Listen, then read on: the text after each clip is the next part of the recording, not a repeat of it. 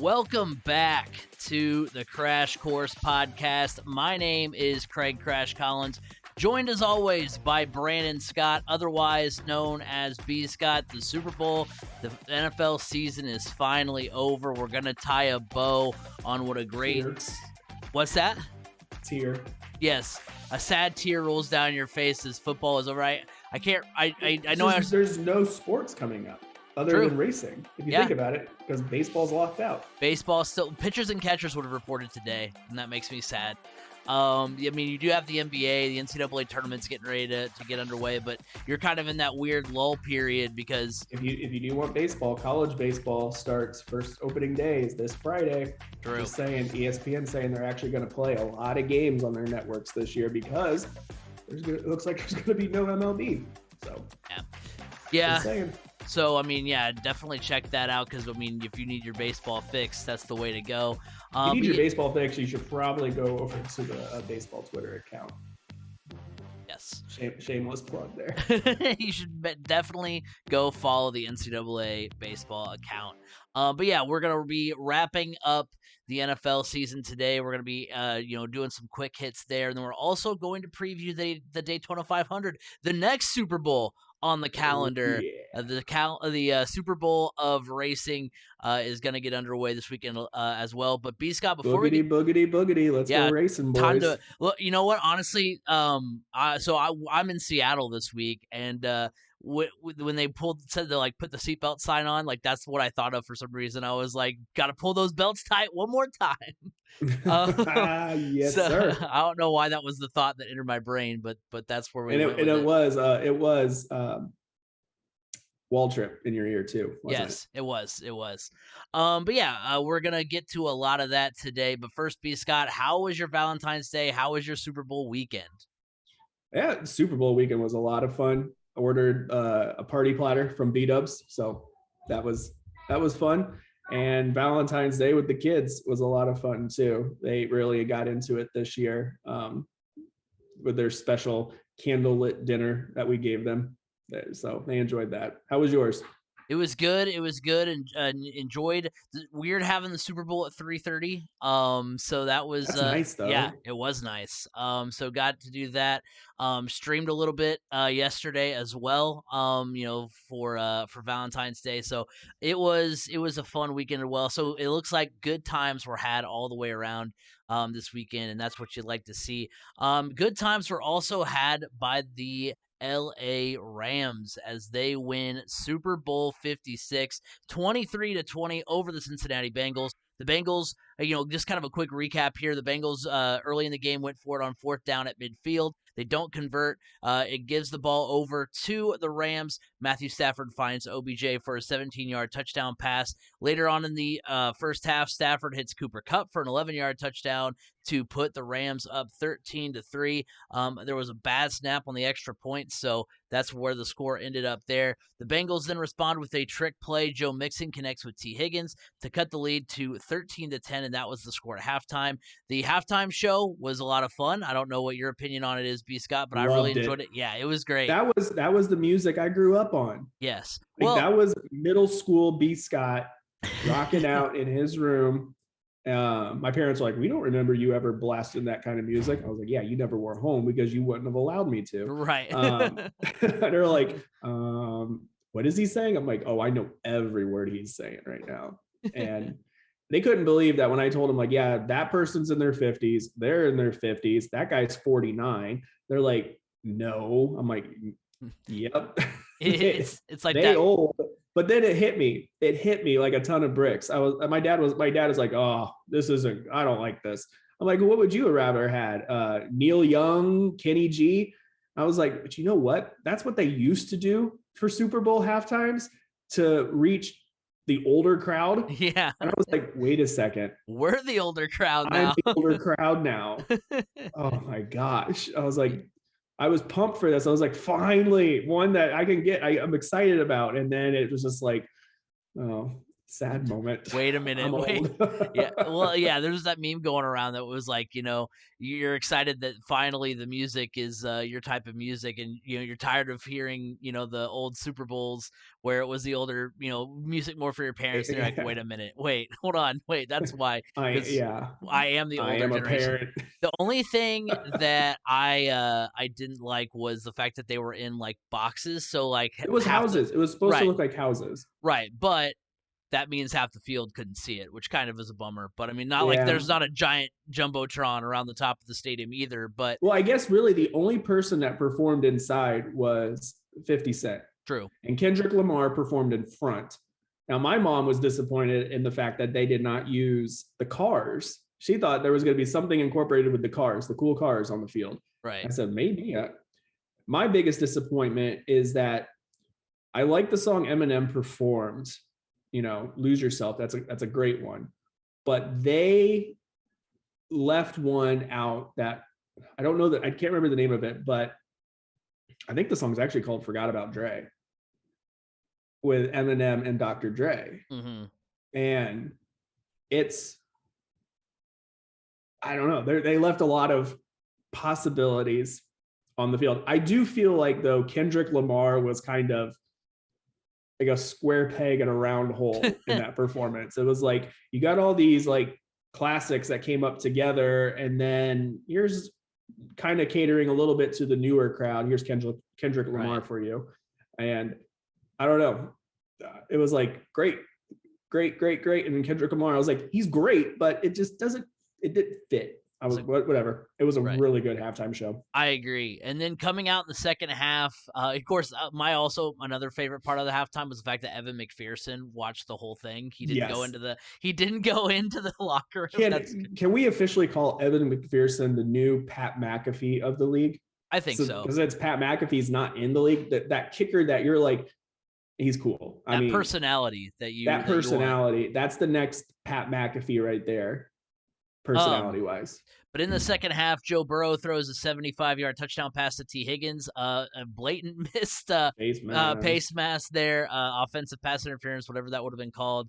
But it does give the Bengals the lead. They jumped out quick in the second half. I was like, oh no, this is where the Rams, they got to figure this out, because OBJ was injured at that point. And I was like, it's what we were talking about last week, or one of my keys of the game was if they could force Stafford into mistakes, and they did at the end of the first mistakes. Right at the end of the first half, and then in the next series, Stafford throws his second pick of the game. The Bengals add a field goal, so it was 20-16 Bengals for a majority of the second half. But then the Rams get the ball back on the final drive. They have a 3rd and goal with 1:45 left, but the Bengals make the stop. They knock down the pass, but they're called for holding. There's another pass interference penalty that puts the LA at the Cincinnati 1, and then Stafford throws a touchdown pass to Cooper Kupp with 1:25. That pass interference, left. that pass. Oh yeah, the holding that they called that didn't look like holding. That's the one that screwed me over. They were 8 yards out of the end zone. True. I needed 8 yards, and then the refs put them at the 1. I was like, and he still threw a touchdown pass. I was like, oh, come on. Are you kidding me right now? Yeah. I mean, and it was close. It's one of those plays, like that was the main thing that I've heard, from people, post game, is that it's not necessarily that penalty was called. It's just the inconsistency, of the referees during the course of the game. They really weren't good. There's somebody put out a post today that showed a lot of missed calls or phantom calls that they made. I still think the biggest thing will be when we look back is that on that last 4th and 1, there's photo evidence of Aaron Donald literally lined up offside, so it should have been a first down. Right. But on that same 4th and 1, if Aaron Donald hadn't lined up offsides and gotten the jump that he did to get to Joe Burrow pretty quickly, I think it was Jamar Chase. Yeah, Jamar Chase had Jalen Ramsey beat by like 5-10 yards, and he was wide open for that touchdown and for that the go-ahead win score. Right. And it was right there.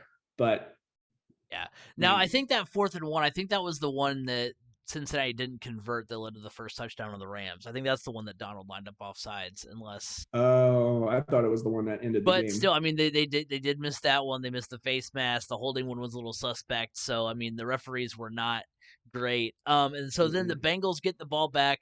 They get 3rd and 1 around midfield. Their third down running play gets stuffed, which I did like the play calls because a lot of times when you know you're going for it on 4th down, you have a tendency to sit back and try to chuck it downfield. And I like the thought process of, hey, our season's literally on the line. We need to take 2 shots to try to get this first down, even though obviously that takes more time off the clock. We need to make sure that we capitalize on this, right Well, now. And so, especially since your run game right, was working. right.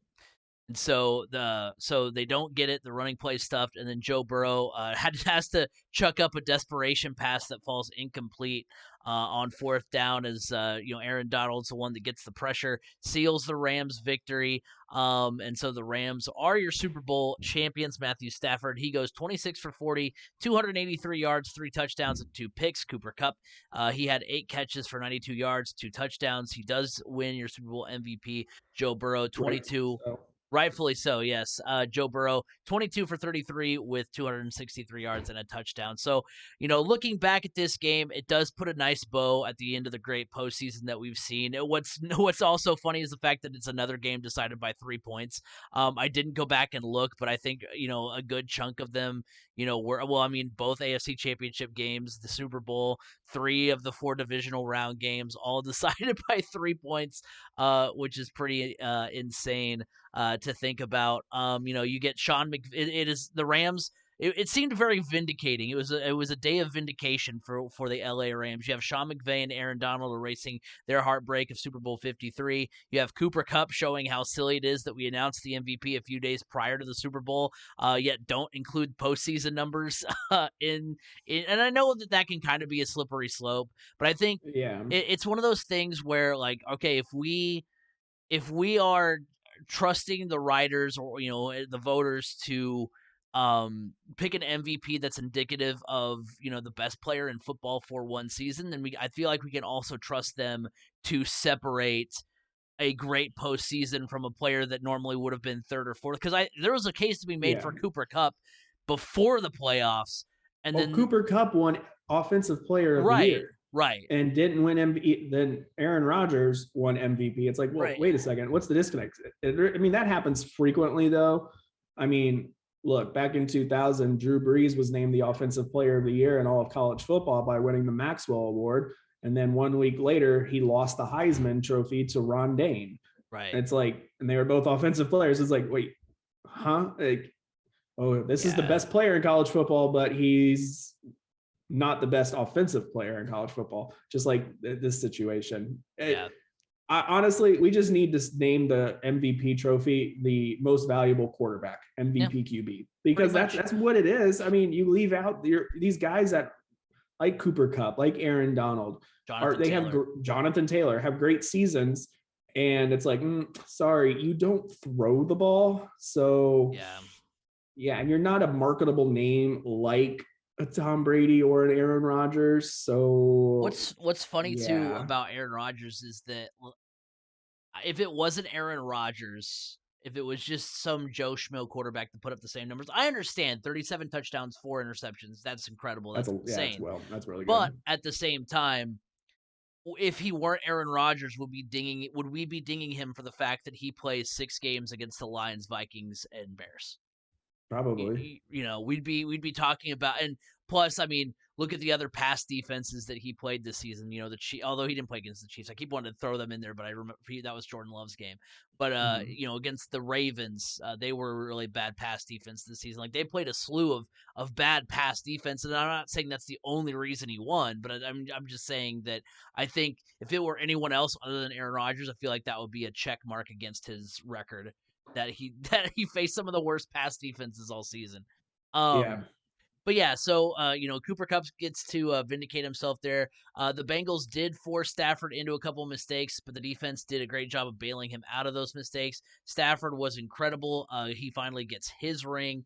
And then OBJ shows that, hey, you know what? Maybe he wasn't the problem in Cleveland. Although a lot of I think we kind of we're getting that feel of it throughout the course of OBJ's run in LA, but that kind of Mhm. cemented it as well. Hard to We could have it could have easily been cemented as the truth with him going to LA. There's a lot of things that can get, like, if you are a prima donna, going to LA is only going to amplify that. right. And if anything, it showed us that, wait a second, he's not. Well, also, I think it was a little bit of a come to Jesus type of situation for him, where getting released, and it's like, okay, yeah, I'm not playing the best right now.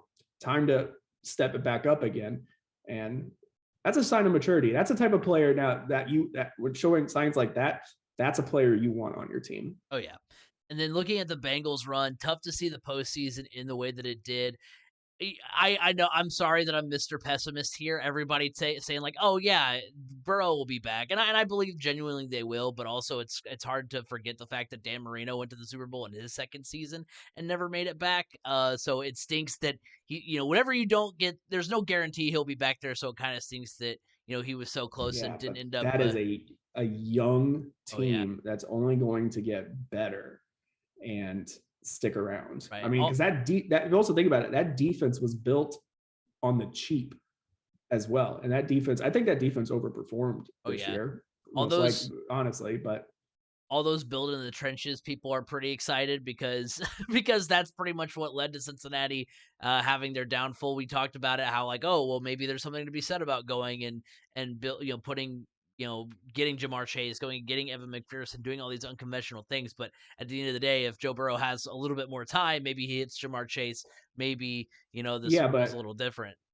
it doesn't matter. I don't think it really matters who you have on that line lining up against Aaron Donald and Von Miller and Leonard Floyd. Yeah, That's that's not true. an easy task. I mean, look what they did to the Colts offensive line. I mean, yeah, it wasn't fully healthy at the time, but still, I mean, we're finding out the Colts offensive line probably isn't as great as we thought it was, but still, I mean, Aaron Donald, I mean, he didn't play as great against Quentin Nelson, but still, that's like, it's a serviceable offensive line versus a great defensive line. Right.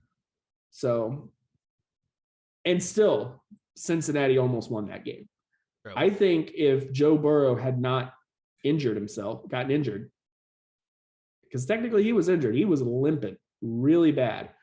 I think they would have had a little bit more faith in his ability to throw the ball there in those last final series, but he was hurt. I mean, you had to rely a little bit more on Joe Mixon. I mean, think about it. Joe Mixon had a really good game against that really good defensive line. So that offensive line, I don't think that's a thing that Chris Ballard can sit there and point and say, look, see the trenches. It's like, no, that was won by quarterbacks and wide receivers. And yeah, the final drive came down to a defensive line just playing the way they know how to play and being the best because they are the best. That's what that is. I mean, of course, Chris Ballard would be like, look, it's all about the trenches. It's like, no, it's about having a quarterback and weapons people for him from to the throw to. yeah. Like, you can have all the power in the trenches you want, but if you can't score the ball, it doesn't matter. Right. I'm with you. But yeah, if they invest in their offensive and defensive, they're invest in their offensive line and get a better defense. I mean, I do feel like they'll be back. Yeah. Oh yeah. I mean, the AFC, because of their emergence, the AFC just got that much harder to win. Yeah. I mean, think about it. It's a 3-team. I'm not going to put Tennessee in that conversation because Tennessee hasn't proven to me that they can make a playoff run. They're good in the regular season because they ride on the back of Derrick Henry, but they get to the postseason and it's like, that shows you need a quarterback. So yeah, it's a 3-team race between Kansas City, Cincinnati, and Buffalo. Yeah, I'm with you there. Any more wrapping up you want to do on the Super Bowl, B, Scott? I did like to see the emergence. I talked about it a little bit in the preview of Bryson Hopkins. he made like 3 catches all regular season, and he had 4 in the Super Yeah. Bowl. And they came up, there were some big catches there on that final drive. Look, He Brandon, was the I thought of you every time he got the ball. I was like, there he is, Bryson Hopkins out of Purdue. I was like, there he is. he was the 3rd string QB coming in to the postseason, and because Tyler Higbee, who by the way is also a former Jeff Braun tight end from Western Kentucky, True. Was injured. I don't know. They went with the hot hand, and Bryson Hopkins was the hot hand, and I think that's going to bode well for him going forward in the future. So I just loved the game. It was a good game. You know, it was like I said before, it wasn't Tom Brady in the game. So I just was able to kick back and go, this is just fun. This is what the Super Bowl is supposed to be if you're not rooting for if your team's not in it. Well, and I mean, heck, the numbers came out today that the numbers were up from last year's Super Bowl, and it's like kind of Because Tom Brady wasn't in it. right, yeah. And well, and not only was Tom Brady not in it, but you had 2 teams that, like, yes, the Rams were a favorite coming into the season, but you had 2 teams that weren't like your conventional. They haven't been great for the last, off and on. LA's been okay. Like LA was good in 2018, then they were not so great in 2019. Like they've kind of gone off and on, but. I mean, obviously, the great story of Cincinnati, so there are that much more people tuning in for that. It kind of shows you we talk about it all the time, how, like, people seem to think, like, oh, you small market teams, we don't want Cincinnati there. But obviously, you're going to get more people viewing it because it's such an unconventional story. Right. So, great Super Bowl, but we now kind of want to take a little bit of a step back and just kind of, zoom back and look at, some of the things moving forward. One question, I was thinking of, post Super Bowl after, Matthew Stafford and company come away with the victory is how did the Rams Super Bowl, how does it shape the 2022 quarterback market? Because I mean, now it's worked. We saw it happen. We've seen it happen sometimes before, but now it now is a proven formula that you can go out and do what the Rams did: trade your 2022 and 23 first round picks, and they traded a 3rd rounder as well last year to acquire Stafford. And that resulted in a Super Bowl. And now you've got this scenario pretty much equal to last season, where you've got Russell Wilson, Aaron Rodgers. They both won out. You've got Wentz, who's potentially on the move, all but on the move from the reports that I seem to see. Yeah. So it's similar to what we saw last offseason, but the difference is that now you've seen a team go out there and invest draft capital, say, you know what, instead of just spinning the wheel of quarterbacks or going with what we have that hasn't worked, let's go out and get somebody somebody that we know can get the job done.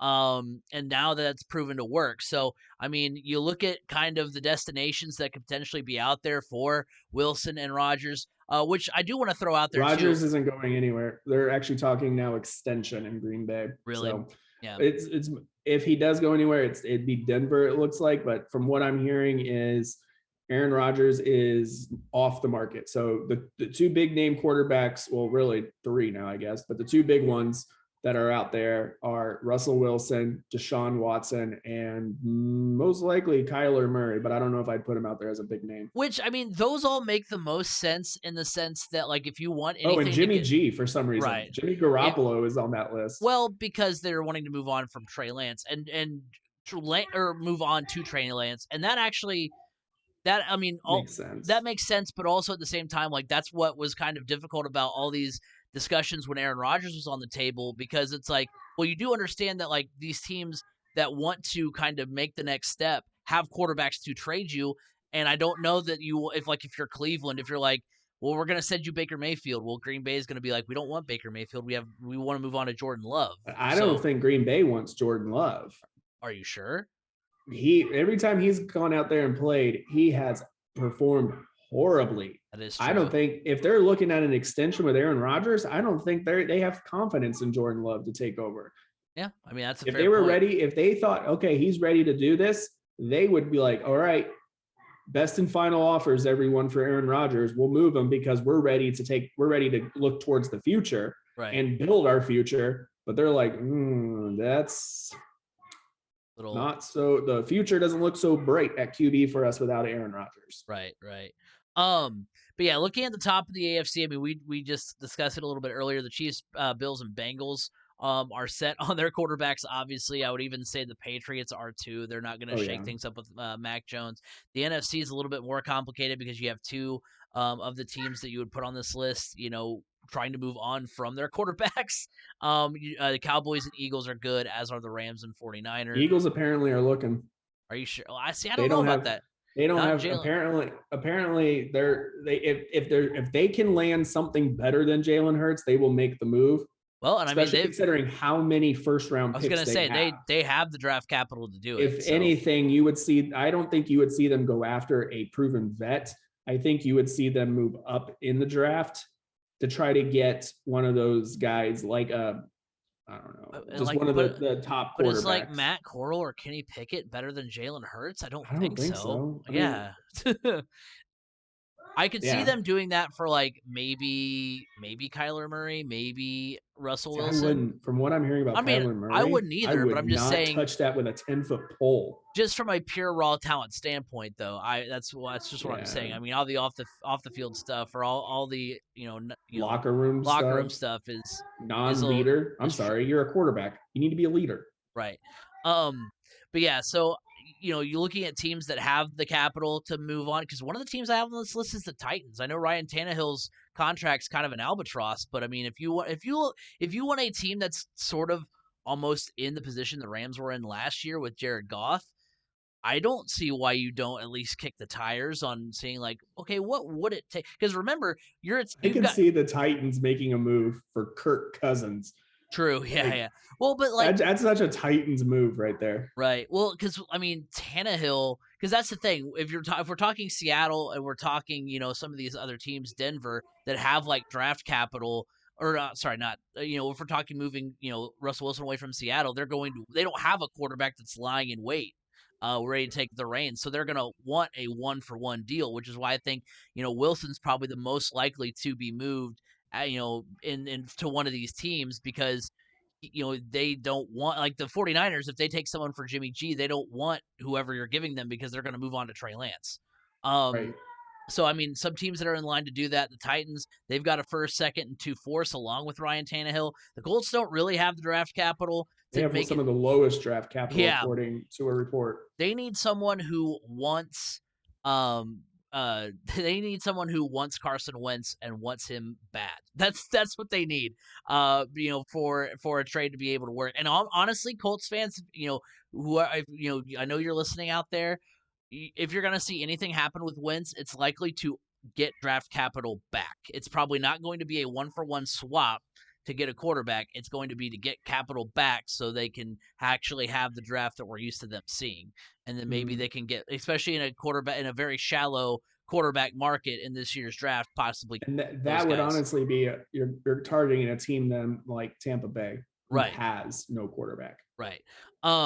So you have the Browns, who have a pick in every round plus 2 fourth-rounders and Baker Mayfield. The Dolphins have Tua in solid draft capital. The Broncos have 2 seconds and 2 thirds. Thank you, Rams there. Tampa Bay has all their picks through the first round, and the Saints have picks in every round plus 2 fourth-rounders. So point is, I think excuse me. The point is, I think the Stafford trade greases the wheels, especially in a weak quarterback draft class, to see some significant shuffling at the quarterback position, because now that formula is proven.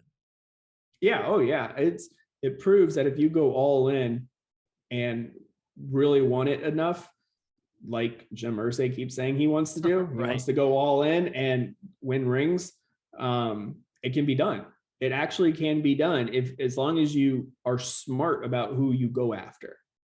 And if you also scrape some of the older talent that maybe just needs one last landing spot to perform. I mean, Von Miller, anybody? Let's be honest, he was kind of cast aside. OBJ, those types of things. So it shows that if you are willing to push the chips in, you can succeed as long as you get the right targets. If you just go and sign willy-nilly, then and make trades for whatever, it doesn't work. We've seen the Colts try to do that before, but we've also seen the Colts do that before. They've gone all in, and of course that was through drafting players when Bill Polian, could do no wrong. It felt like with the draft, um, but it can be done. Is it easy? No. Is it sustainable? No. Especially when you look at the Rams and now the rumor from kickoff being that if the Rams won, Aaron Donald would consider hanging it up, highly consider hanging it up. And when you look at it, it's like, well, he knows he's never going to win an MVP because he's not a quarterback. True. And he's won everything else. What else does he have to prove other than just make more money? And if you think about it, it's like maybe your health is more important at that point. So that could hurt the Rams. But it can be done. And it just depends. Do you want it now or do you want it later? Or do you want it consistent? And right now, like a team like the Colts doesn't have any of that. They don't have it now, they don't have it later, and they don't have anything consistent. So you got first you need to find your course. You got to set your course and figure out which way you want to go and commit to that. Because right now you have no course of action. Yeah. But hey, like I said, good for the Rams. I know I was not one of the believers that when they gave all that away for Matthew Stafford. I was like, that's too much. That's way too much. Yeah. And it got the desired outcome. It got them to Lombardi. It got him a Lombardi, and good for them.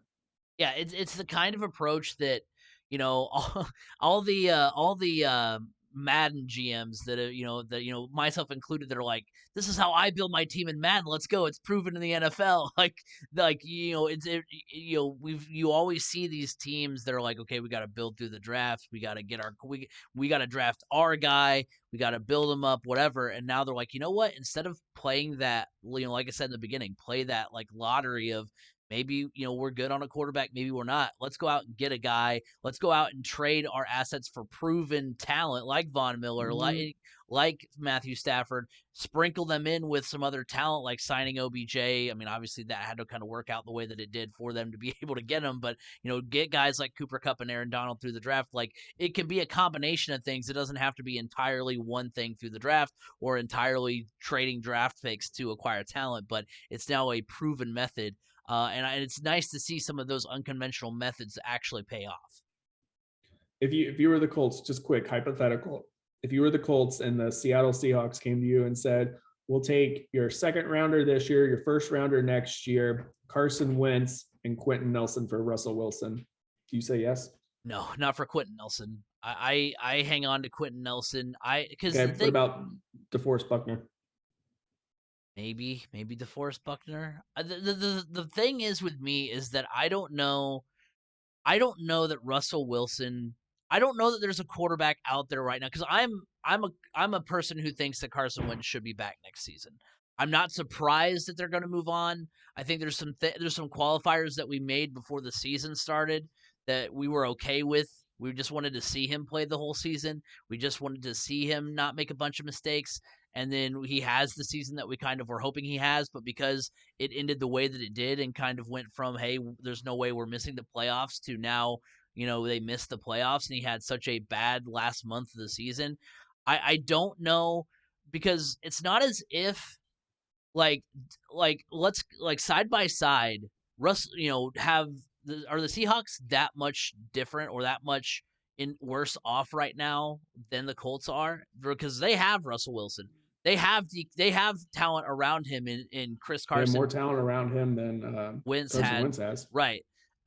He has DK Metcalf and Tyler Lockett and Chris Carson. He's not. I mean, as of late, the defense has regressed and gotten worse and worse. But he's had some of the best defenses, and I understand the NFC West is far and away much more difficult than the AFC South. But I don't know that there's really anybody out there that I would be willing, because even in the discussion there was a billboard that I saw on Twitter that was like, bring Aaron Rodgers. I was like, yeah, a law firm, right? A local law firm put that billboard up and look, that said, welcome to Indy, Aaron Rodgers. Yeah, and Aaron Rodgers would be cool, but at the same time, like, he's also not been able to get it done in the playoffs. Look, And remember, so he'd have to go through Josh Allen, he'd have to go through Pat Mahomes, he'd have to go through Joe Burrow. He doesn't have to go through. I mean, look at he's lost to Jimmy G, he's lost to Colin Kaepernick, he's lost to Matt Ryan, he's lost to, it's not as if he's just been outgunned by a better quarterback. He's been better. He's been the best not quarterback like on the Peyton field. Manning being outgunned by Tom Brady. Right. So I don't know right now that you're getting a much different result with Russell Wilson than you are Carson Wentz. Look, one quick final point. I don't think you're going to get any different result out of any quarterback until Chris Ballard changes his mindset on skilled position players. Yeah. He still believes that the wide receiver room is young and has a lot of potential. That's can't stay healthy.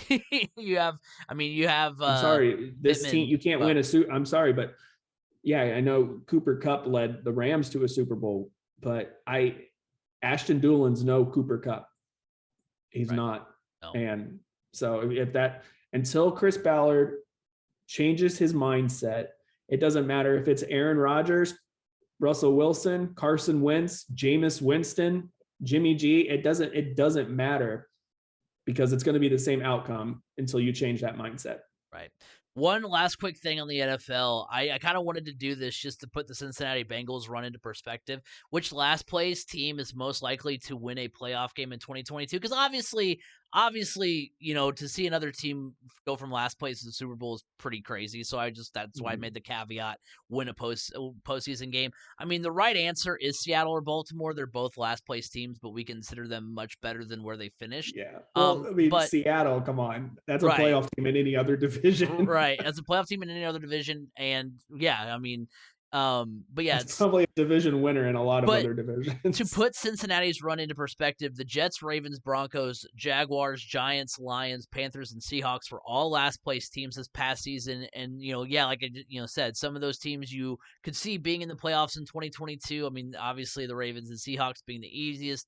The Broncos have the draft capital to make a move. The Jaguars have the means to build. They do have a lot of draft capital as well. They have the means to build around Trevor Lawrence this season, and would be the closest to that same story arc as the young quarterback that brings the team off of the mat, who's always been kind of run over, to the promised land. The Panthers are another team who are 0-2 in Super Bowls, who would fall the Cincinnati type aesthetic if they were to make the playoffs next season. They do have a solid defense coming back, but it's just crazy to think about. You see those list of teams, the Jets, the Giants, the Lions, all last place teams. But last year, if you would have told me Cincinnati made the Super Bowl, I would have been like, you're crazy. And yet here they are coming off that crazy season. So it's just like, look at some of the last place teams and think like, man, there's a universe where one of those teams can be next year Cincinnati. Probably won't happen, but I'm just saying that's what kind of puts this whole run into perspective.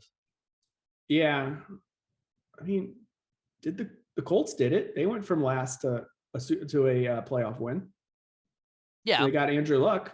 Right. But there's not an Andrew Luck in this draft class, though. Not at all. No. Sorry, Sam Howell. Yeah. Not on the same page. Sorry, Kenny Pickett. I love your fake slide in the ACC championship game that caused an uproar, but if I had to pick one of those teams, I'm going to go with the Jags, just based off of the division that they play in. Yeah. I mean, outside of Tennessee, Houston, they have nothing. They literally have nothing. And they have a long road ahead of them. I wouldn't be surprised to see Houston picking number 1 overall next year. The Colts, who knows with this team? You don't know. I don't think they're going to be a pushover because they have Jonathan Taylor still. They're just a middle of the road. So that's a team you can, look, they beat them. They did beat them. And then you got Tennessee, who I don't know what the future of that team's going to look like either. So if I had to pick one of these teams, it's the Jags, just based off of the division that they play in. Yeah. I wouldn't be surprised. Second pick would have to be the Panthers, based off of how the NFC South is looking right now, because the Falcons, nothing to get excited about. The Saints, nothing to get excited about. And now Tom Brady's gone. So it's like that division's wide open as well. And you do have a high caliber player in Christian McCaffrey on that He can team stay healthy. if he can, yeah.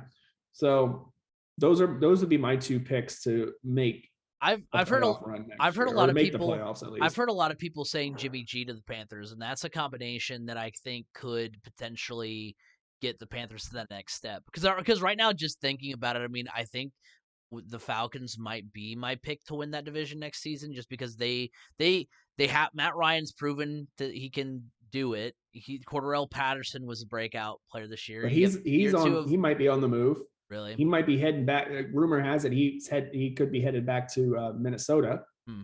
And then you got the owner and the GM that are like looking to unload Calvin Ridley. It's like, What are they doing, man? guys, those are the teams that are you frustrating. you Like want to that, keep like those guys, man? it's Keep like them. what in the world? Like, well, they're getting close to their into their rookie deal. Time to move them on. And Cordell Patterson, he's a free agent, so it's up to him if he wants to stick around. Right. You're not going to use the franchise tag on him. But it's like, oh my gosh! First you trade Julio, now you're looking at trading Calvin Ridley. What are we doing? If I was a Falcons fan, I'd be like, I'm done. Yeah, you know what, Done. guys? Been a Good good thing you run. guys have a nice stadium to host everything, because the team that plays here stinks. Right. Well, and I mean, it'll be fun to see. Wheels are already turning on the predictions for next season. But we'll obviously, as time goes on, get into more off season stuff. But it's time to now shift gears. I almost forgot. We are 40 minutes in. I almost forgot about the friends of the show. So we'll quickly segue over to But that. This was a good segue, because there wasn't really a logical break. Right, true. So we do want to take some time and thank our friends of the show. First, Anchor. Anchor.fm is what allows us to put on the podcast each and every week. You can either record externally and upload it to Anchor, or you can record right to the platform. You get an opportunity to monetize right away, because they do give you the Anchor sponsorship, and you can build off of that. It also stores a lot of your archives, so you can have a good running library of your stuff. There's no time restraint if you're doing, for just doing the free website, like some other platforms have. And it does distribute your podcast out to a lot of different platforms, Apple Podcasts, Google Podcasts, and the like. So if you're looking to start a podcast, go on to Anchor and check that out. Also, remember that our podcast is sponsored every week by Eat Lunch and Board Game. That's a podcast put on by Adam Collins about how playing board games can build connections both at work and at home. And he interviews a new creator every week. So make sure you guys check that out. It's a very good podcast. So make sure you're checking that out. And remember that you can follow us on Twitter at 3C Media Sports. Like us on Facebook, 3C Media. Go to our TikTok channel, and YouTube channel 3C Media. Over there we've got some YouTube only content, some TikTok only content, some things to go check out. You guys have been killing it as far as supporting that over the last few weeks, so thank you guys for that. Remember, you can watch us live and interact with us, twitch.tv/CraigCrash. Remember, you can listen every week on Apple Podcasts, Google Podcasts, Spotify, wherever podcasts can be heard. You can hear the Crash Course podcast. Oh, and also coming up over the next week or so, we're going to be reeling out the Hoosier high school huddle. So that'll be a lot of fun as well. So kicking it over real quickly, we're going to talk some NASCAR. It is time for the Daytona 500. That's coming up this next Sunday. But first, we had the Clash at the Coliseum. We had the exhibition race to kick off the season. So cool. Done at the LA Coliseum, which I was wondering how they were going to do that. And it was really just cool to see. I mean, it's a nice palate cleanser for the NASCAR season. And, even though I'm a big fan of what was, I don't know, I forget what it's called now, but I know it used to be called the Bud Shootout. So we'll call it the Bud Shootout.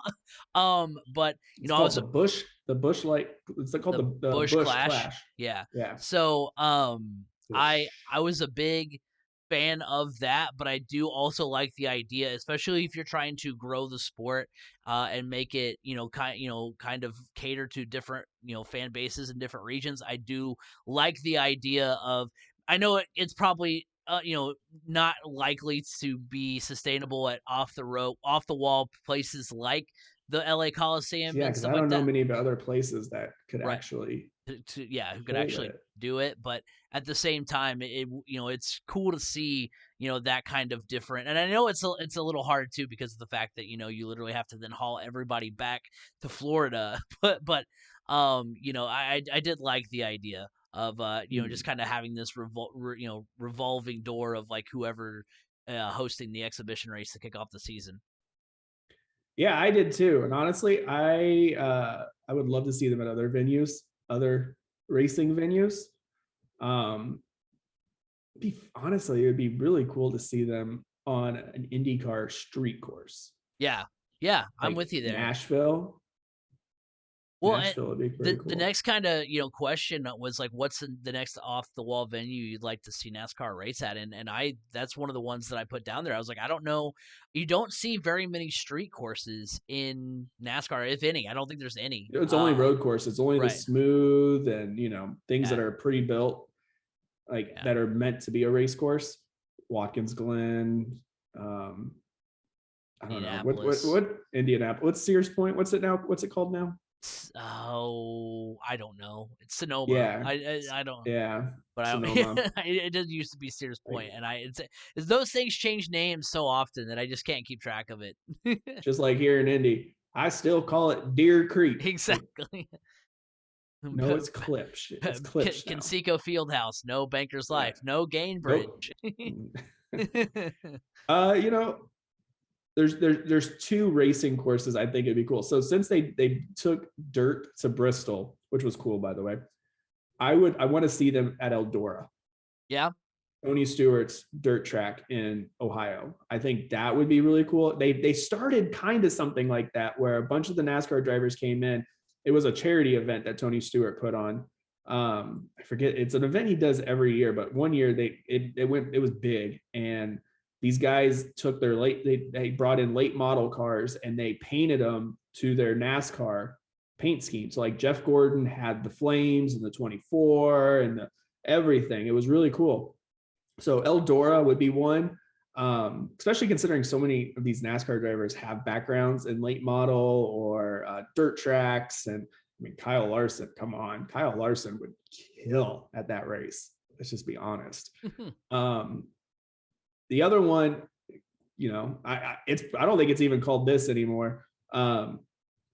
Well, it may have gone back to it, but IRP, yeah, yeah. Indiana Raceway Park, It's back to being it's gone back to yeah, that. yeah, Yeah. yeah. I mean, they're taking those steps in the right direction to get some stuff back like that.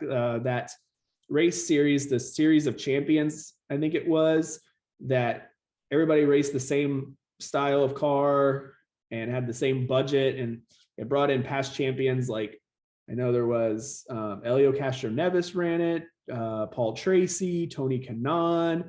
I know Bill Elliott, Chase Elliott ran one of them, but they came to IRP this year. I think so. IRP would be a fun one. Yeah. I like those ideas. Some of the like bigger venues that I was thinking of, although I don't know how you could do these. I first thought like was first on the brain of like NFL stadiums, so I was thinking like the Superdome would be cool. AT&T Stadium. I feel like Jerry Jones would Superdome. I know you probably can't do because of the noise, but Well, it's also enclosed, and the fumes would kill everybody because apparently the fumes at Bristol, but you I start feeling a little high. but I thought don't they have some races indoors though? I mean not NASCAR, but like I Well, yeah, we're talking like the USAC cars, like the okay, Chili Bowl is I gotcha. inside, and Okay, they have had a few like go-kart races inside Gainbridge well AT when there was like a convention here. But yeah. AT&T is open though, isn't it? Like that, you could open that one yeah, up. well, Oh, I guess if you can have monster trucks inside Lucas Oil Stadium, you can have NASCARs inside AT&T Stadium. yeah. Why not? So I don't know. Those were some other venues I thought of, and I also thought like it'd be really cool. Like let's get like a course that incorporates like Daytona Beach, like they used to do Yeah, do back you in the remember day. that in one of the NASCAR video games? Yeah, that was like You actually, I think it was the one that where you start the game off by racing Ryan Ryan Newman Newman. in a Yeah, street race. It was all like sponsored by Dodge yeah. and that year, You raced and you two could Dodge like Vipers. Yeah, and on you could the you could build your own team that started like with like sprint cars and all the way up. And that was a cool one. And one of the tracks that you raced on for one of the lower series was the Daytona Beach right. course. Well, it was one that you could select for like a random, like if you're just doing like a play now, you could race at that track too. That was like one of my favorite racing games. Was that one? That So one, yeah. I would love to see. I feel like there's a way that you could make that happen. So I would really love to see some type of incorporation, even if you had to put like, isn't there like a short track in the middle of Daytona, or like couldn't you put it maybe like on the? No, there's a short track in the middle of Charlotte. Okay, I was gonna say like Yeah, figure out Daytona there is road a course. road course. Yeah, Yeah. but yeah, there's a short track in the middle of Charlotte. So yeah, something like that. Point is, though, I think it'd be really fun for them to keep doing those like moving around exhibition races to start the season, as long as you like, as long as it's still working out. Like I said, obviously, I know it's really tough to. It was a lot easier when it was like, let's do our exhibition race at Daytona, and then everybody's still here, and it kind of kicks off speed weeks. But Mhm. I do It like was the it idea, was just extra practice, right? to be honest. It was Pretty like, much. okay, Kyle Busch is going to figure this thing out and just run away with the rest of the week. That's the way it used to be. So I do like the idea of moving it around to different places that may not be on the schedule. Well, before we get out of here, we do need to make our Daytona 500 prediction. So getting ready for this race, really excited to get back to racing. I really like the new car. I think it ran well. At the Clash at the Coliseum. So I'm really excited to see what happens. But you know, I in the spirit of what I did for the Indy 500, I was like, I have to get weird with my Of prediction. course you do. Of course Exactly. you Like do. I have to. I can't just because like look, I could be like, you know what? I think it might be Brad Keselowski. I think it might be Kyle It's not Busch. gonna be. Right. So I could just throw out a common name, Kevin Harvick. But I was like, you know what? Let's take a look at the previous years, last 10 Daytona Okay. 500s, because I mean, this is a race that always kind of gets quirky. I mean, I feel like half the time it starts at like 2 and it ends at like 2 a.m. Like it goes Starts at 2 o'clock, ends on starts at 2 o'clock on a Sunday, ends on Monday night at 10:30 p.m. right. So Been you there just before. yeah. Over the last 10 years, we've had 5 repeat winners, 5 first-time winners. The only one of those drivers still active is Denny Hamlin. All 3 of his victories came 2016 or later. And honestly, I just wasn't feeling Denny Hamlin. So I was like, okay, let's look at the other winners. Let's look at the 5 first-time winners. Well, 3 of those drivers have driven Fords. So I wanted to hone in on Team Penske. They had 3 drivers in the top 15 in last year's Daytona 500. Ryan Blaney won the Coke Zero 400. So my prediction, because this race last year produced a first ever, like a first winner ever. He never won a race before, Michael McDowell. I was like, let's hone in on Austin Cindric. He would be So you're the not picking Brad Keselowski, but I, you're picking his old car. yes. He'd be the first time winner, and he'd be a first time winner, and he'd be the second driver in as many years to win their first ever Cup race at the Daytona 500. So my Isn't that like his prediction, first Cup race though? no, He's a he rookie. he ran last year. Oh yeah, He, that's he right. ran some races last year, yeah. Yeah, yeah. So yeah, Austin That's right. Cindric is my pick. It's a good pick because Austin Cindric is a heck of a race car driver. But I'm going to go with one of the most dominant teams from last year that I feel like is going to transition into this new car pretty nicely. I'm going to go with Hendrick Motorsports. I mean, this is a team that they know their way around a restrictor plate track.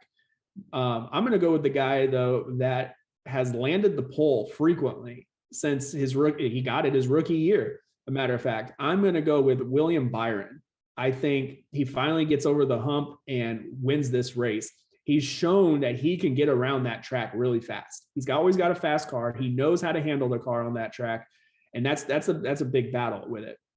I think also with Hendrick drivers, they're all young. They're all sharing this information, and I just feel like they're going to figure out this car the quickest out of everybody. Just for some reason, that team just seems like a step ahead. That's like they did last year. And I wouldn't be surprised to see that carry on into this season and start off the season strong. I mean, I wouldn't be surprised to see Chase Elliott up there either, because he always runs really strong at restrictor plates as well. But I have a feeling about William Byron this year. Chase Elliott's an easy pick. William Byron, not so much, even though he's gotten the pole like what, 3 times in his short career at Daytona for the 500. So he's got a fast car typically. So I'm going with the 24 back in victory lane with William Byron.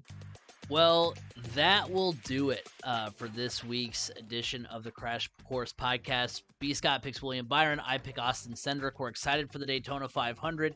Remember that you can follow us at 3C Media Sports on Twitter. You can like us on Facebook, 3C Media. Make sure you go subscribe to the YouTube channel, the TikTok channel, 3C Media over there. Remember, you can watch us live on Twitch every week, twitch.tv/CraigCrash.